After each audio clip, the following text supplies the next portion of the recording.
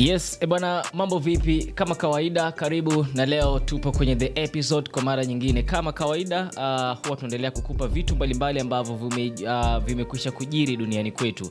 Hiyo katika elimu, soka, siasa, historia, mambo ya kiroho na vitu vingine vyote. Kama kuna issue ambayo ni amazing kwetu, sisi tunaisogeza ili wewe uweze kuelimika, kuburudika na kuhabarika pia.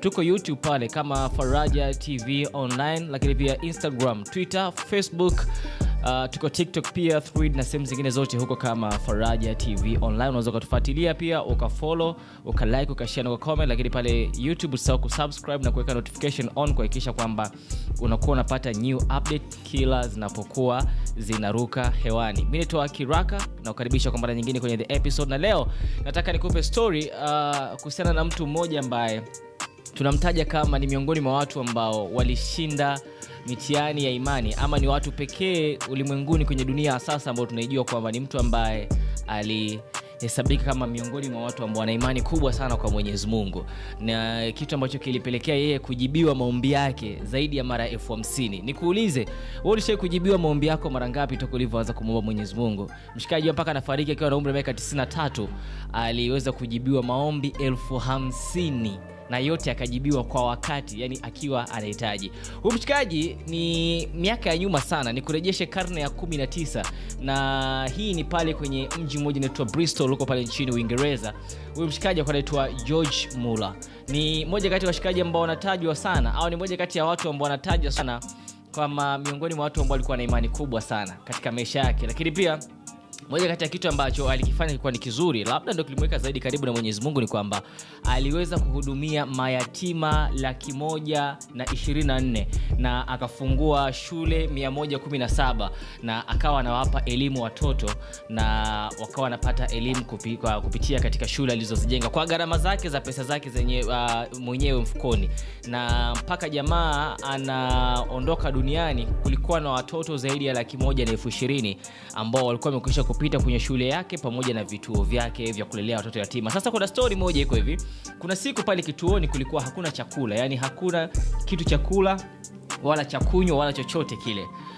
Alichoambia huyu bwana George Muller ni kwamba tukae kwenye meza pale kantini ama sehemu wanatumia kula, kila mmoja achukue sahani yake, akae, alafu apige maombi. Bana, maombi yakaanza. Akapigwa maombi.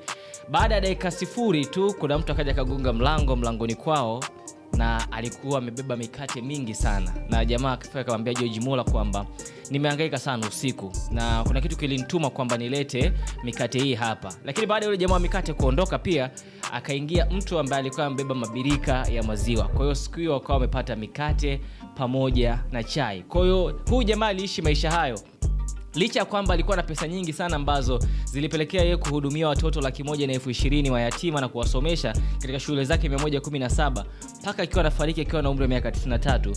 Huyu jamaa alifariki akiwa na dola 350 peke yake katika wallet yake. Pesa zingine zote alispend. Sasa ni mmoja kati ya watu ambao wanatajwa kuwa ni watu ambao wana imani kubwa na walikuwa na imani kali sana, na imani zao zilifanya kazi na Mwenyezi Mungu aliwajibu maombi yao kwa wingi zaidi.